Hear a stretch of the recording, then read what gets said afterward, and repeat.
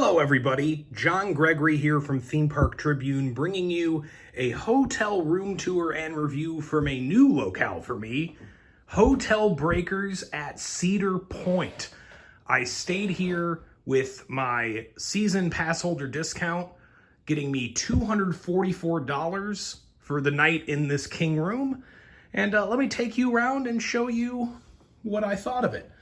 All right, so I started over by the window because why wouldn't I start with this heck of a view out onto the lake, the beach, the backside of the hotel? That's just a very nice place to, rise and shine in the morning, open the curtains, see all that going on, go down, grab your coffee and walk around. Have to show that off first thing. But let's get to the beginning of the room, shall we? Back over by the door, not moving too fast. And here we are. So, entryway, pretty basic. Got your safe here right in the wall. There's no closet space here. And therefore you have, this.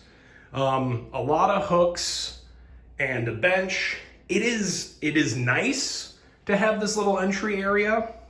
Not having a closet is a little strange to have nothing, and it's also a little strange to have so many hooks that kind of look like you're supposed to put up your coat when it's a king room, so really only 2 people can stay in here, and you've got 7 hooks there. Yeah, a little strange, but it is nice. Nice flooring, nice little entryway. You turn right in here into the bathroom. Hello. Standard stuff. Pretty large sink. You've got some storage underneath. The towels over the floor, that's all me. Don't think the hotel was being unkempt or anything. But a pretty big sink. Your toilet. A shower. If you've seen my other reviews, you know I get a little preachy about the shower quality, water pressure and everything. Water pressure here was good. I think this particular shower head is a little dated, and I think they could stand to replace it, but it steamed up really nice. It drained extremely fast, almost alarmingly fast once you opened that up. It was nice. It wasn't luxurious. It isn't kind of on par with a 3.5 star resort, which will be a theme here. And I will point out one weird thing about the bathroom that took me a little bit to finish. When I first went to the toilet, at first I thought, is this the toilet paper I have to use? No, it's actually under here.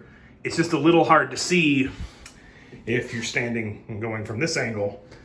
And if that's not hanging down already, it was kind of wound up when I got here. So just a little tip, little bathroom tip. You do have a mini fridge and a microwave. Very helpful because Domino's is quite a popular choice at Hotel Breakers. So having a place to put your leftovers and a place to heat up your leftovers, very well appreciated. So I should point out this is kind of a closet, but it's not really for storage. You've already got your ice bucket, some cups, and some extra towels in here. This is essentially your closet space. That's okay. Do have some storage under the TV. Perfectly fine TV, updated and new. And then the bed. So this is a king room. So this is one of the cheaper rooms here at Hotel Breakers. I believe the cheapest priced room, at least it was for my dates. You bump it up like $20-30 a night, you'll get the 2 queen, and then there's suite options and a lot of other configurations. But this was the cheapest one, and since I was staying alone, might as well just get the cheapest option with the 1 king bed. You do have nightstands on both sides with outlets. And on this side, you do get the USB plugs. Always a very nice touch. And this is really the easiest way that hotels can get up to these modern standards, is just put in some sort of alarm clock with them in rather than replacing plugs in the walls. But the other side of the bed does not get that. So keep that in mind. You will need some sort of regular plug. At least they put them in the lamp rather than making you dig around and move furniture and things like that. Air conditioner is over here, an old style thing. I will say it didn't cool down the room to the greatest extent that I would wanted. This does, again, look a little dated and probably could use some changing out, but it did okay. And then you have a little desk over here with 2 chairs, little workspace, more plugs, and another lamp over here. A mirror, so you get 2 mirrors, not as many as you get in some other hotels, but hey, you have another place to get ready if you need to be looking in the mirror while you do that. The king bed was just okay. Not as comfortable as my bed back at home. Woke up with a little back pain. The pillows are actually surprisingly supportive for a hotel. You see, it doesn't really have that same sinking problem. And they do give you plenty of them, because I've been in some hotels where, like, a bed for this size, there's like 2 of these. And that's pretty nice. And a nice touch to put a big headboard picture of Magnum in the back that is actually a little padded. But I would have felt kind of bad, like, resting my head against, like, what is kind of a work of art. And then heading back to the main feature that is great, just the view. And you might wonder, is it noisy at all when people are out here at night? Not in the slightest. The air conditioner drowned them out. The windows do not open, so you can't even let that sound in. There's someone out there with a leaf blower right now over on underneath that gazebo. You might be able to see that there, and I can barely hear that. And if I was in bed, it would not be kicking me up at all. So don't worry about that. Don't worry about the noise. And that is really all of it. So some general thoughts on hotel breakers. This place gets raved about by the diehard Cedar Point people. And then there's some people who are outside of that, to put it politely, like hardcore fandom, that say this is a little bit overpriced for what it is. I would tend to lean more towards it being a little overpriced for what it is. This kind of room can easily go for $300 a night during their busier season. And I'm coming a week before Memorial Day when the summer really kicks off, so I got a cheaper rate.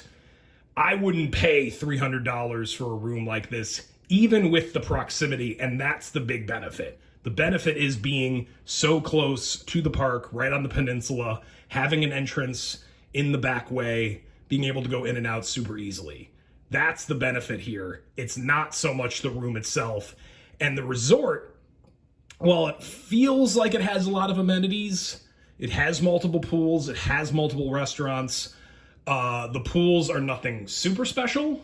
The indoor pool is especially way too small to handle a rush of people when it's raining, which yesterday it was, and the place kind of felt like a zoo because the kids just weren't that entertained, and they were all trying to jam into this very small indoor pool.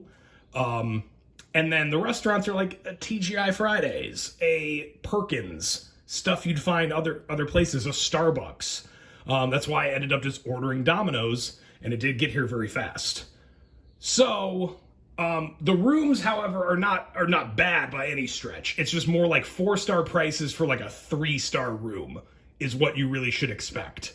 And there's a few things here and there that I feel like they could update. I also feel like these carpets have seen better days. But if you come here at the right time of year, can get the right price with your pass holder discount, and if that proximity is really important to you, that ability to come off, take an hour or 2 break during the day, you can't find anything comparable to this. Even Lighthouse Point, the cabins that are a little bit further north of this, those are a farther walk, might sometimes take a shuttle bus to get there, and don't have the proximity factor to the degree that this one does. So just keep that in mind for hotel breakers. It is a little overpriced for what it is. You're paying for that location, and the proximity to the beach makes up for that a little bit, but I wouldn't call it a slam dunk thing at its usual rates. If you can get a good one, I'd say check it out.